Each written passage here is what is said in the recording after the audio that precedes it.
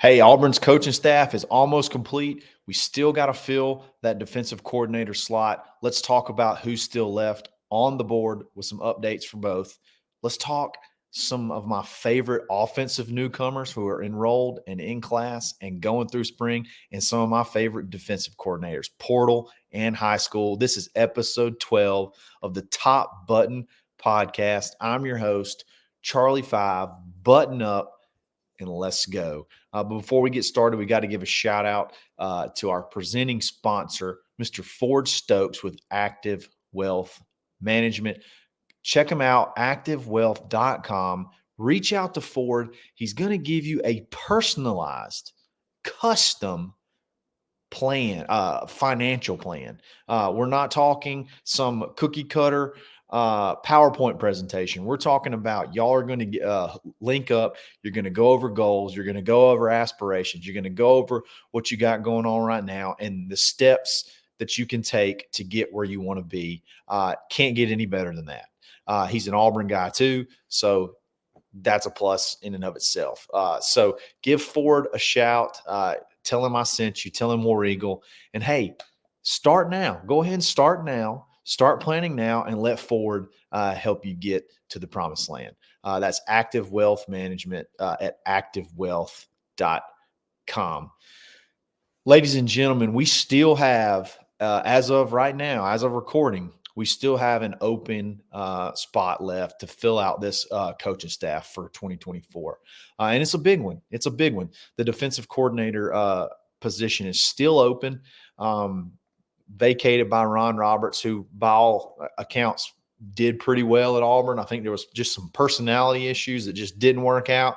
He moved on. He's at Florida now, and Auburn's been looking now for, I don't know, 3 or 4 weeks maybe since the end of the season. Since the end of the bowl game. And the names have been very consistent. It's been slow moving, but the names have been very consistent. You have Chris Kiffin, who is the defensive line outside linebackers coach from the Houston Texans, who just ended their playoff run last week. And then you have what's seemingly a candidate that's sort of heating up in former defensive coordinator for Texas A&M, DJ Durkin. So those two seem to be the primary names at this point in time.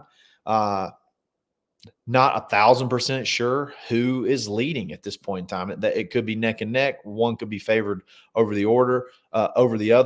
Not 100% sure. You know, last night, when I say last night, I'm talking about Sunday night. A report came out from, I think it's Matt Zenitz, who typically does not put anything out. He's a lot like Pete Thamel. Doesn't typically put a lot of things out until it's pretty much a done deal. And he put out, a tweet that DJ Durkin had become a major target for this search. So a lot of people thought a hire was imminent, and it just didn't happen. It didn't happen Sunday night. It didn't happen, at least as of now, all day Monday. And we're just going to have to see how it plays out. I want to kind of talk about both, give an update on, I guess, both candidates. And I want to have a little bit of a long soliloquy, so to speak, on DJ Durkin, because I saw some things and, I'm not going to play just middle of the road all the time. I'm going to say what I want to say. And I got some thoughts on some of I'm not saying I'm just going to say some of the fans' reactions to that report, that tweet that went out. So start off with Chris Kiffin. So one thing that I've learned in the last couple of days is that in 2020, the players and coaches in the NFL voted on a new collective bargaining agreement, a new CBA. And one of the things that did not take into effect until I think 2021. Okay. So one of the things that was on there is that prospective coaches cannot negotiate with new jobs until their season is completely over. Now, if the coach is not wanted anymore, or they're okay with that coach leaving, they may turn the other cheek, or they may look the other way. But for the most part, it's pretty standard common practice now that a coach is not going to talk to a coach, an NFL coach, position coach, coordinator, whatever, is not going to talk about another job until his season is over. It could get messy. There could be issues. There could be stuff with his current team. It's just not going to happen now with this new CBA, this collective bargaining agreement that's in place. So I did not know that. Okay, I was in my mind, you know, there's probably been conversations and stuff going this whole time, and I'm just assuming that more than likely Chris Kiffin has just decided that he's not going to come to Auburn. He's Hugh's buddy, so if it's not like they can't, they haven't already discussed stuff like this. It's not like an agreement couldn't already be in place, as soon as the game's over, he could announce right then. They've already worked on the details, and as soon as that as the game's over, they could have just announced right then. Well, that's apparently not the case.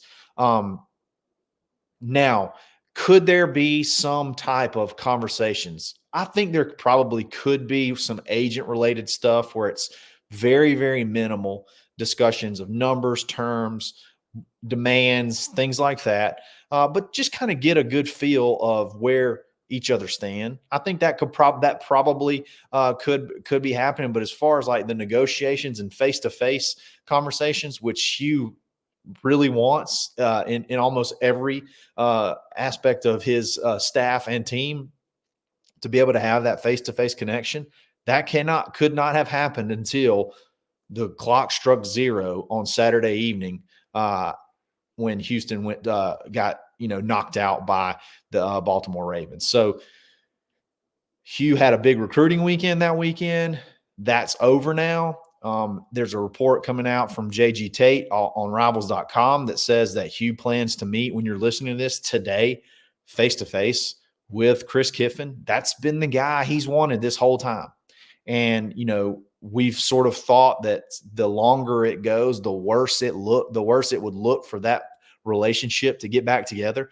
But in reality, it really couldn't. It couldn't have gotten together until the season was over, and he was willing to wait for the chance to have that one-on-one interaction. It looks like that's going down today. And I mean, I'm not saying it. I don't know that he's the leader. I think he's the one that Hugh probably wants the most, because he's wanted him for 2 years now. Tried to get him last year. For whatever reason, the timing didn't work. Had to get somebody in here pretty quick to go ahead and flip the roster.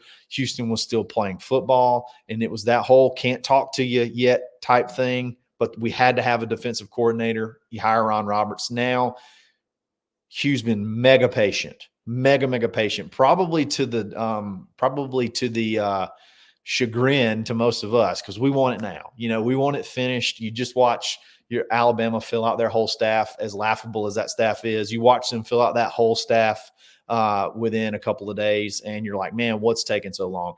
But it come to find out, it's literally just that the contractual setup that Chris Kiffin is under. He cannot have negotiations face to face. He cannot have legitimate negotiations with Hugh Freeze about this position until his season was over. And it's over now. And then now reports are out that they're going to meet together today. When you're listening to this, they should be meeting together today, if that report is correct, which I have no reason to believe that it wouldn't be. I would imagine they would probably be meeting pretty quickly if there's any interest from both parties. I would say if both parties are meeting, that's a pretty good sign as well, that there's at least some mutual interest. Now, it could just be a courtesy thing. It could be Chris Kiffin giving my buddy the opportunity, giving him the chance to talk, but still feels like he would respect Hugh enough to say, look, I have no interest whatsoever.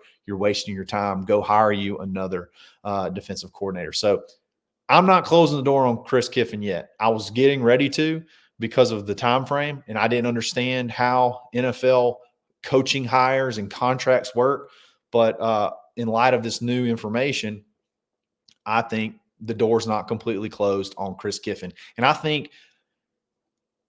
think in general, you want your head coach to get his guy.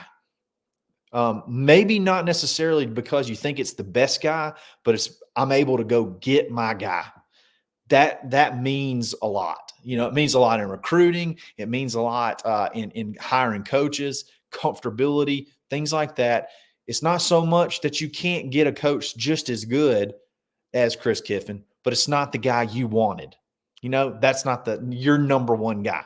So there's a lot to be said for being able to go out and get your guy. And I want who Hugh wants. Okay. I think Chris Kiffin has he's extremely well respected in the NFL. It's going to be, those are cush jobs, man. There's not very many of them. You don't have to recruit. You get to go home at 3:00 every day. So to be able to pry him away, I know it's going to take a lot of convincing, probably a lot of money. But he comes from a great defensive pedigree. Again, very well respected, and he's a recruiting maniac. I mean, and he recruited everybody. He didn't just recruit defensive guys; he recruited everybody, and I think he could do that at Auburn tenfold of what he did at Ole Miss. So I want Hugh to get his guy. He's got Derek Nix. He wanted Derek Nix last year, couldn't make the contract thing work. He got him this year. He's wanted Chris Kiffin for 2 years. Hopefully he can pull that off. That's who I want him. I want Hugh to be able to get who he wants. And I feel like that should be what we want, because ultimately, if you're able to go get the guys that you want to get, that means you're doing the right things. That means you're able to sell. You're able to promote. You're able to, I guess you're able to translate what your vision is and entice someone to come want to be a part of it. So that's big to me. Another candidate, which I think is a great candidate, that's come up late, as of late, is DJ Durkin. I say as of late. His name was whispered, that it was a possibility. Nick Saban, before he retired, that was going to be the replacement for Kevin Steele. Until whatever happened that made Nick Saban decide he was going to retire, they really wanted to get DJ Durkin to be a part of that staff before Nick Saban decided to just hang it up. Mississippi State wants him really bad. Missouri would just do anything to have him right now. But he seems to be sort of waiting. It kind of feels like he's kind of waiting to see what Auburn wants to do, waiting to see what Hugh wants to do.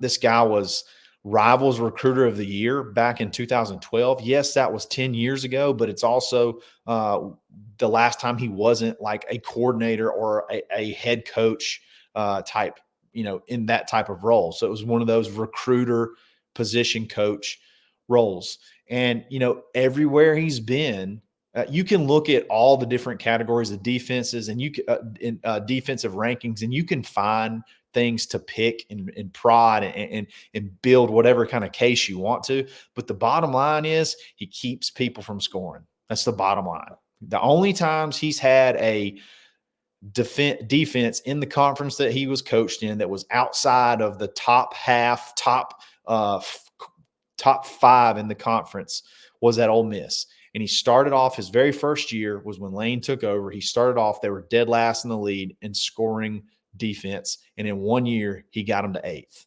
Okay. So you had almost a 50%, you moved almost up to up into the top half of defensive scoring in one off season. And then he left to go to Texas A&M, and Lane was furious. They now are, that right there ought to make you seem a little bit more, maybe make him seem a little bit more attractive, because you got somebody that Lane hates and he hates Lane. So, and we all of a sudden we have this Auburn versus Lane Kiffin rivalry, weird thing going on. I tell you, somebody who can't stand him and knows the book on him and knows how to defend him, that's your boy DJ Durkin over there. So he was great at Texas A&M, top 5 defenses in scoring and total defense both years he was there.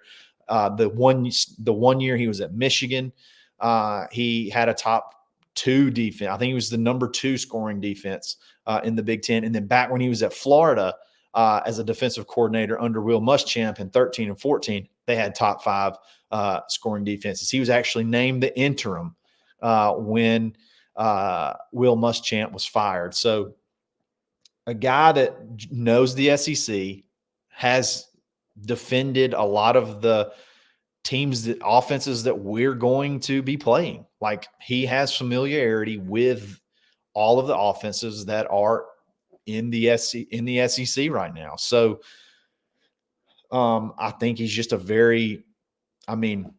if you're just talking about a dude that knows the SEC, that can recruit and has had success at calling defenses, and you pair him with a Charles Kelly, I could see an argument where he's a better candidate than Chris Kiffin. At least you have a book out on DJ Durkin and the defenses that he calls and the success that he's had.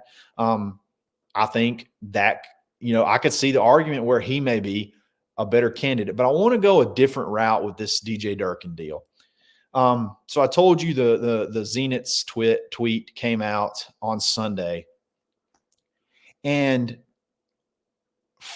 there's a section of Auburn fans that is more concerned about being, I guess, attacked on Twitter, or like there's more Auburn fans that are worried about backlash and baggage, perceived baggage and things like that, than just going out and finding the best coach.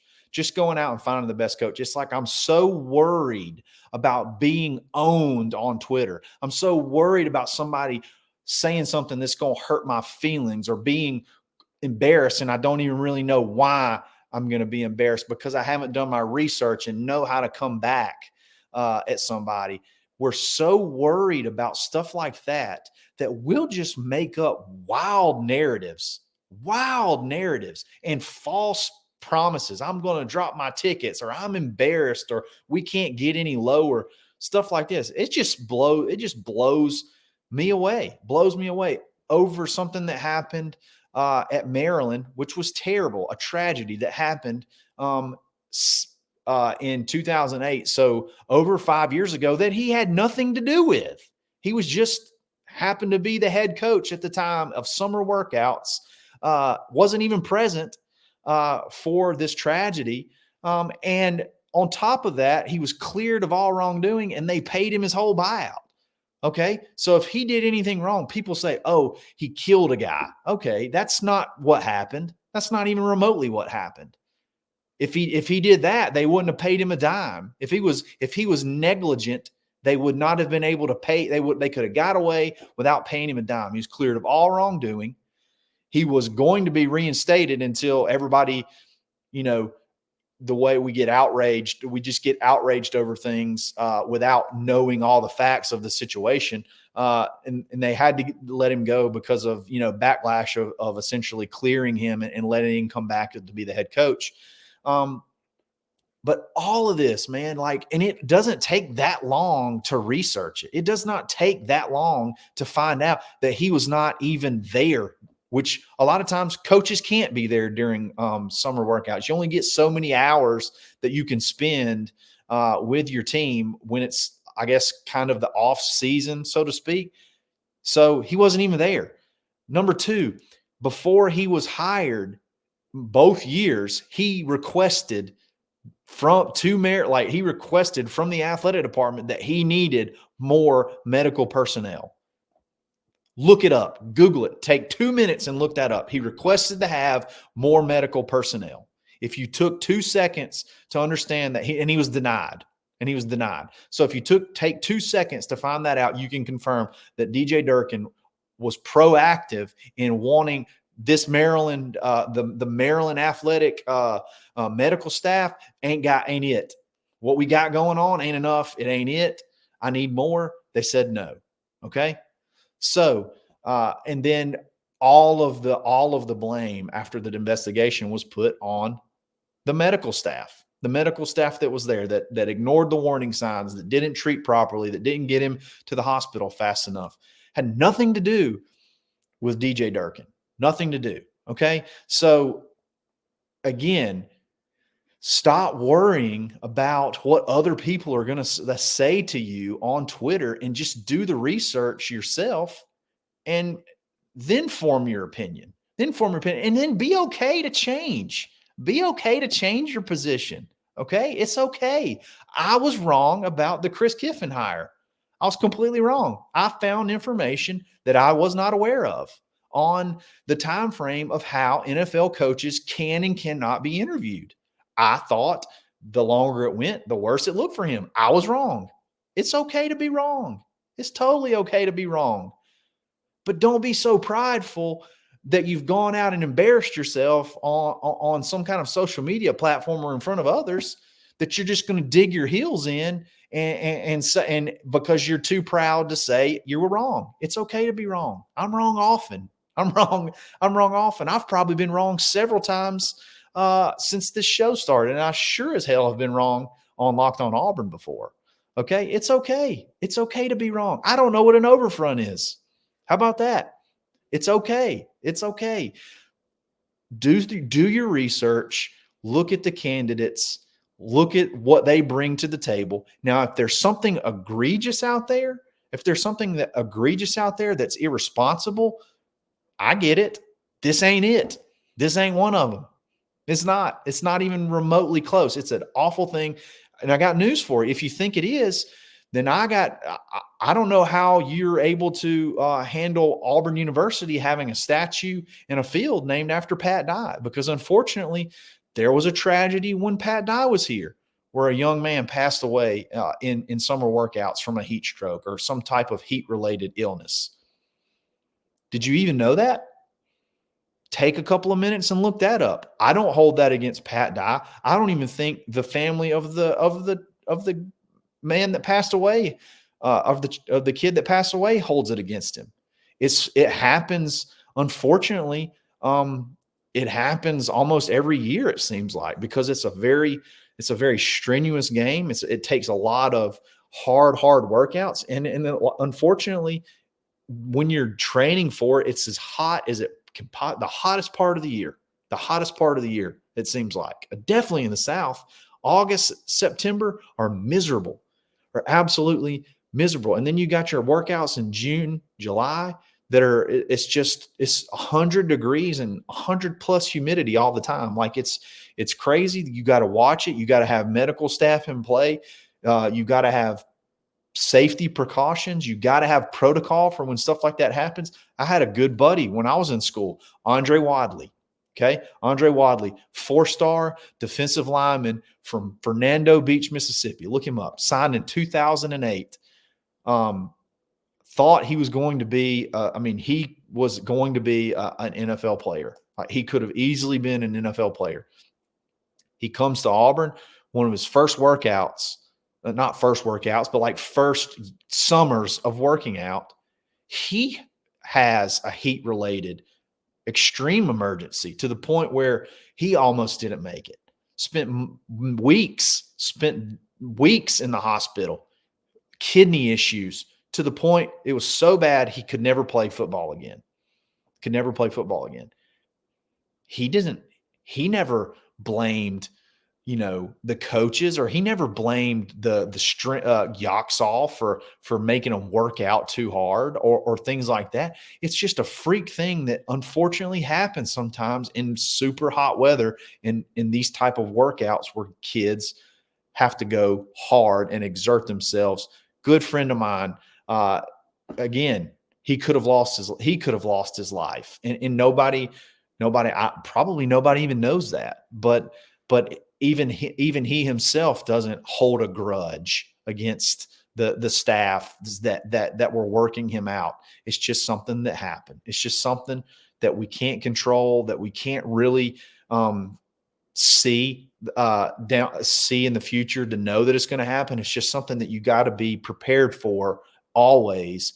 And for whatever reason, that Maryland medical staff was not prepared, and then it happened, and it's terrible and it's tragic, and it's something that you never ever want to discuss. But it had nothing to do with DJ Durkin. DJ Durkin did not kill anyone.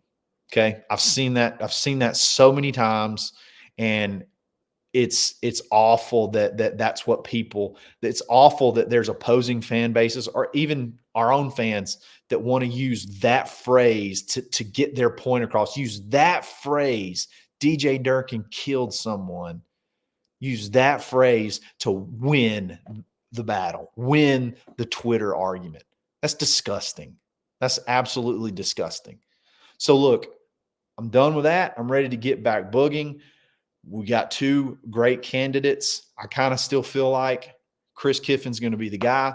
We'll see. I'm probably wrong. And if I'm wrong, I'm going to tell you that I'm wrong, because it's not worth it to just, it's not worth it in life to just dig in and say you're always right, and then I'm just going to keep spinning even if I'm wrong. But we'll see what happens. I'd be ecstatic with either. I think both of them are great fits. Obviously, you got the relationship with Hugh and Chris Kiffin. He's wanted him for 2 years. And then you got Derek Nix and Jake Thornton, who've given the green light to DJ Durkin. Like that guy, work together under a toxic head coach, Lane Kiffin. And they love, they love working with DJ Durkin and think he could be a great fit. So if it's either one of those two, feel like we're going to be in great hands. If it's not, we'll have to see who pops up. There's some other guys that have been talked about, nobody really serious, but Hugh's going to have a plan regardless. So let's see how it shakes out. And I'm sorry I had to go. I told you in my intro episode, sometimes we're going to have some life lessons. Sometimes we're going to have, and that may just, take what I say with a grain of salt, whatever. You may value it, you may not. Who cares? I'm going to say what I want to say when I want to say it. So anyway, before we move on to talk about some offensive and defensive newcomers, let's give a shout out to plainscoffee.com. Use coupon code BUTTON for 10% off every single order. Look, stop going to Publix, stop going to Aldi, stop going to Winn-Dixie, all these places, Walmarts, that have coffee that have been sitting in a warehouse for weeks or months at a time. You can go to plainscoffee.com. You can order your coffee, and the day before it ships to your house, it will be freshly ground. So when it shows up, I don't even think that, sometimes I'm worried that the post office, the person that delivers, post office, UPS, whoever, I'm worried they may smell that smell and steal it because it's just so irresistible, because it's going to be freshly ground. You're going to put it on your front step and you're going to be able to smell it as soon as you open that door, you're going to be able to smell it. It's so fresh. So you got all kinds of different coffees, African, Colombian, Brazilian. And then if you don't like coffee, they got tea too. So check them out, plainscoffee.com. Use coupon code BUTTON for 10% off. All right, let's have some fun now. We've talked about the serious stuff. Now let's have some fun. Let's talk about some hulking super teens that have graced us with their presence on campus. They have moved to Auburn, Alabama. They are in God's country. They are enrolled. They are working out. Let's talk about some of my personal favorite offensive and defensive newcomers. We're going to start with offense. Okay. So you guys know, if you've listened to me at all, if you've ever listened to me on Locked on Auburn, you listen to me on here, you know that I am a sucker. I am an absolute sucker for a height and weight chart. You give me a height and weight chart, I will pick it clean. I will pick it. I will overanalyze it, analyze it, under, over, around, whatever. I just absolutely love height and weight charts. I love to see after like someone's been here, their increases in weight, their decreases in weight if they need to lose weight, increases in height as these young kids grow. I just love a height and weight chart. And all the Auburn's newcomers were updated. And there's some guys on here that I'm sort of shocked at that they are the size they are. I expected them to be smaller. And then there's some where their measurables are just, they've always been great. They've always been great. And now they're here and now they're working out. And it's just going to be great to see them sort of go through spring. I'm so excited about A-Day this year. I can hardly stand it. But my number one offensive newcomer that I'm the most excited about, spoiler alert, it's Cam Coleman. Okay. You know that he's a big kid, but when you don't really understand until you get him here and you get him, it's like a combine type measurement. So he comes in, true freshman, 6'3", 190. As an outside wide receiver, I don't know that you can get more prototype than that. Physically, this kid is ready to go. This kid is absolutely ready to go. So physically, he's ready to go. Skill level, he's more than ready to go. And I'm just going to say it. I think he's our best receiver on campus day one. Actually, in today's day, whatever today is of class, he was the best receiver day one when he started class. When he enrolled at Auburn, he was the best receiver on campus. I did a whole segment on how good he is. I'm not going to go through all the different things, but the value of having that guy that can win a 50-50 battle consistently when the play breaks down is something that this offense missed like exponentially this past season. And you got this guy, and I just don't even see. He just dropped his, I think Jeffrey Lee posted his senior full-length, full season highlight film from high school this past year, where he had like 1,300 plus yards, and it's not just against scrubs. It's in the state championship. It doesn't matter if it's a fade, if it's a slant. He's a touchdown machine. Playing at the highest competition you could possibly play in the state of Alabama, and he's here. And I just, man, the first time they throw that beautiful little fade, that beautiful little RPO slot, not slot fade, that RPO back shoulder play, like I just personally, someone's gonna have to be around me to catch me when I faint, because that's just I cannot wait to see that. You thought that I love to see Rivaldo catch a fade. The first one that Cam Coleman catches, I could possibly go into cardiac arrest. Like, we're gonna have to keep me. You're gonna have to keep a watch on me, because I'm gonna be ready for it. My second offensive newcomer that I think I'm excited about, and I honestly just think it's probably the most important offensive add to this upcoming roster of all the incoming folks, and that's Percy Lewis. Guys, 6'8", 345. 6'8". I don't even know that we've ever had a 6'8" offensive tackle. 6'8", 345. You're talking immediate left tackle, immediate starter at left tackle that gives you the flexibility to move Dylan Wade inside, a guy that makes two positions better. Okay. He makes offensive tackle obviously better, and then he's going to make the guard position at either left guard or right guard better, which is probably going to make the other position better. You could argue him adding him there could make three positions better. He's that huge to this offensive line that was already mega competitive last year, and you get everybody back. You get everybody back, and you get another year with him, another year to develop with him. You got Too Tall on the right side, who came in JUCO with 3 years to play, who we didn't even expect to need to play last year.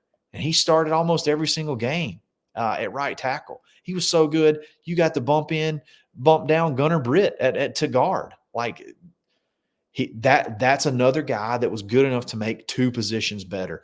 Percy Lewis is good enough to make two, maybe even three positions better.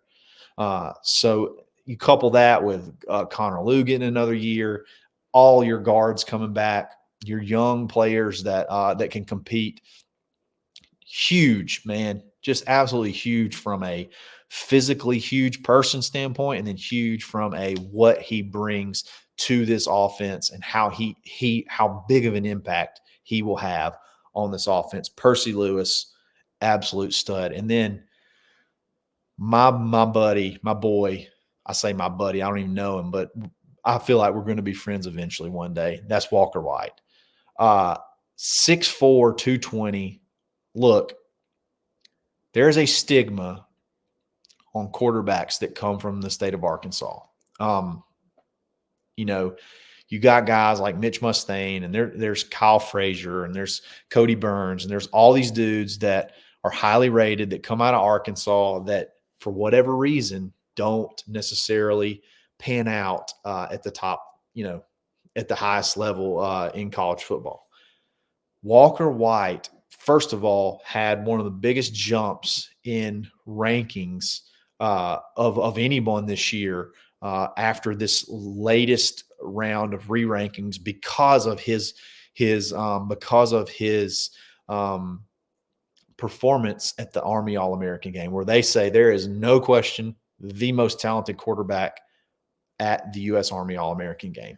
Now, that's big in and of itself, but just having him sort of take that first step of shaking that stigma of small school Arkansas quarterback, but hey, look, I'm playing with the best, and I above way above them, and I performed in an arena where one of my biggest attributes was not even able to be utilized, and that's running the football, running people over, jumping over people. His arm strength is he could have the best NFL arm on the team day one. Like the minute he steps on campus, which he's already been on campus, so he may already have the best NFL arm on campus. He's got that live of an arm. It spins the minute. It's just spinning the minute it leaves his hand, and then he's 6'4", 220, like 6'4", 215, whatever. He's already physically mature. Like, I don't know that this is a one-man or even a two-man quarterback race moving forward. I don't know that Peyton Thorne's job is safe. I don't think, necessarily Hank Brown is just going to slide in there either as the incumbent if Thorne goes down just because of how well he played in the bowl game. Like, I think Walker's going to give them a run for their money, and Walker may be the kind of guy that says, "Hey, take the orange jersey off of me in spring. Take the orange jersey. I'm young. If I get banged up, I got time to heal. Let's get after it." And that's the kind of kid, that's the kind of quarterback that is a prototype for what Hugh Freeze wants to do, to be able to get tough yards when he has to and be able to be a real running threat to run that RPO. And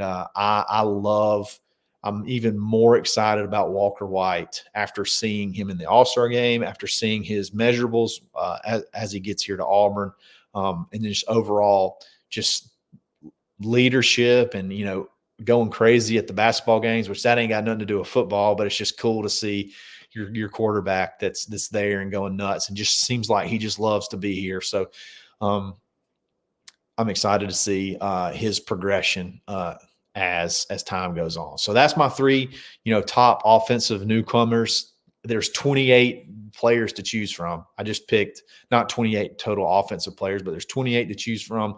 Those are the three that I picked for offense I think are my favorites. You may have different ones. I'd love to hear them. Let me know who your favorites are in the comments. Tweet at me, whatever. I'd love to hear. I'd love to have that conversation. So moving on to defense, I'm going to cheat a little bit on defense. Look, I said I was going to name three, but one of them is a group, man. One of them I can't pick. There's one I can't. I love these three so much, I'm just going to lump them in as one, and that's our big-time defensive lineman, TJ Lindsey, Malik Blockton, and Amaris. Say my name right, Williams. Amaris, I got it this time. It's not Amaris, it's Amaris. These guys are dudes that I thought were good, were great, but I wasn't 100% sure that physically they were going to be ready to go right away. Malik Blockton comes in. He practices in the bowl game practices. He's 6'4", 280 already, and they say he's turning heads. Unbelievable guy there. Then you look at TJ Lindsey. TJ Lindsey is 6'5", 270. Okay. I can't even that is starter size. That is starter size. Maybe not necessarily, or that's a guy that can rotate behind a Keldrick Falk. You're kind of Keldrick Falk size already. and that's TJ Lindsey, a dude that can play multiple positions, and I think is going to keep growing and probably end up playing somewhere around 300 yards, 300 pounds, but 6'5", 270. And then Amaris, say my name, new 5-star Williams, just became a 5-star on 247, showed out like crazy in the All-American games. I have been high on this kid. Like, we thought our last defensive lineman would be Jeremiah Beeman, who ended up signing with Alabama. LOL. And then Amaris kind of came out of nowhere, kind of came out of the blue. And then all of a sudden you get him and he's a freak. He ends up being a 5-star. He's a freak. He played running back in high school at 6'3", 270. And he shows up at Auburn 6'3", 273 or 263. And he's listed as an edge. Like I don't know that he's going to play 100% edge, but you got an athletic, freaky guy. Like, there's going to be a lot of young, talented dudes playing early on this defensive line. And I couldn't name just one of I couldn't pick just one. I had to pick a group there. I had to pick the group, the trifecta of those dudes, because I think they're going to be mega impactful on the defensive line immediately at Auburn. So my number two defensive newcomer that I'm pumped about is Jaron Thompson, safety transfer from Texas. Look, one gaping hole in this defense was at safety.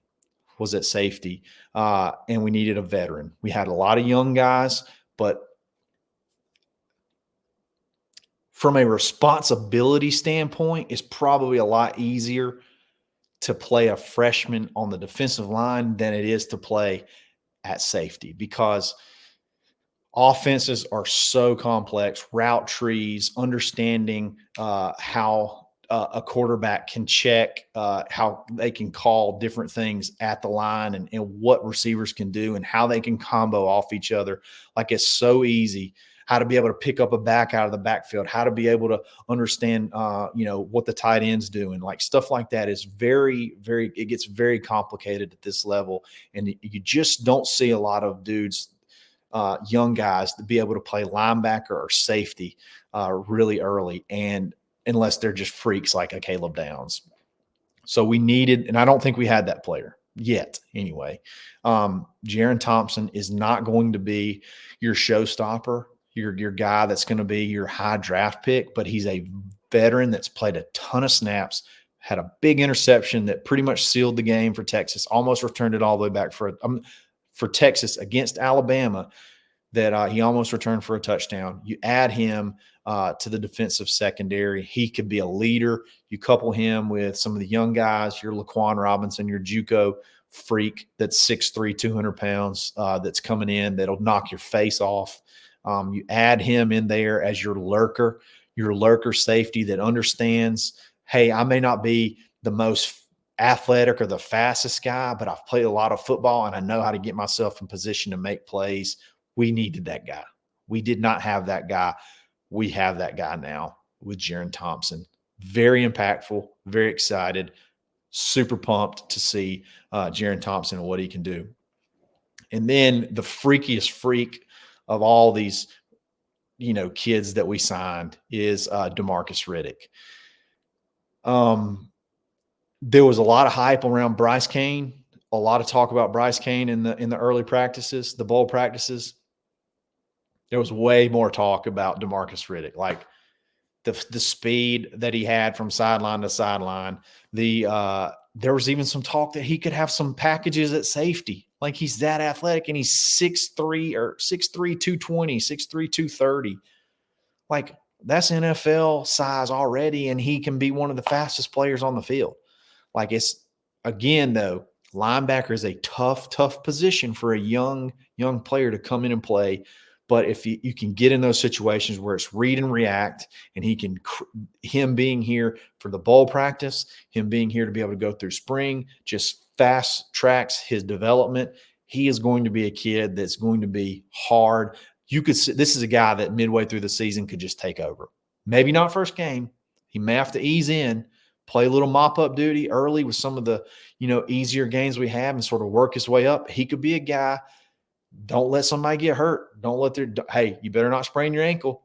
You better not hurt your elbow. You better not have any time off where this guy's going to have an opportunity to take your snaps because he ain't letting it go. He ain't letting it go. If he gets the spot, he's not letting it go. And he could be a guy midway through the season that takes over, and he'll let go in 3 years when he's going in the draft. Like, that's how good of an athlete he is. So I'm overly pumped about these 28 dudes. A couple of them are walk-ons, but still 28 early enrollees, your portal, and your 2024 recruiting class. You still got a handful of high caliber dudes that are coming in the summer. One being Perry Thompson, Malcolm Simmons. If you land your Ryan Williams, it'll be your Ryan Williams, your Dre Carter.